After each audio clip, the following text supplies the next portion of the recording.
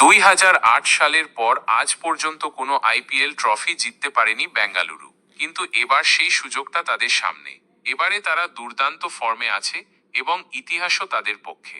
9 বছর পর কোয়ালিফায়ার খেলতে চলেছে বিরাট কোহলির বেঙ্গালুরু। গতকাল লখনৌকে ছাতু বানিয়ে যে দাপট দেখিয়েছে আরসিবি, তাতে বোঝাই যাচ্ছে এবার অন্য মুডে আছে রেড আর্মি। আর এই জয়ে কোয়ালিফায়ার 1-এ পৌঁছে গেল বেঙ্গালুরু। ইতিহাসের পুনরাবৃত্তি 2011 আর 2016, এই দুই মরশুমে আরসিবি দ্বিতীয় স্থানে লিগ শেষ করেছিল, ঠিক এইবারের মতোই। আর তারপর কোয়ালিফায়ার জিতে সোজা ফাইনালে পৌঁছেছিল কোহলির দল। এবারও কোয়ালিফায়ারে প্রতিপক্ষ পাঞ্জাব।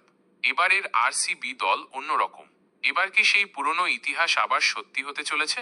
এবারের বোলিং, সিরিয়াসলি আরসিবি এর বোলিং লাইন আপ এখন প্রতিপক্ষের দুঃস্বপ্ন। কোহলি নিজে দুর্দান্ত ফর্মে, সাথে রয়েছেন রজত পাতিদার, জিতেশ শর্মা, যারা ম্যাচ ঘুরিয়ে দিতে পারেন একাই। এই আরসিবি দল মানে আর আগের মতো মজা নয়, এবার ফাইনালে যাওয়ার দৌড়ে সবচেয়ে বড় দাবিদার। আপনার কি মনে হয়?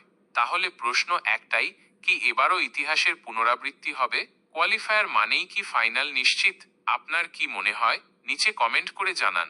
আর হ্যাঁ, এমন এক্সক্লুসিভ আপডেট পেতে চ্যানেলটা সাবস্ক্রাইব করতে ভুলবেন না।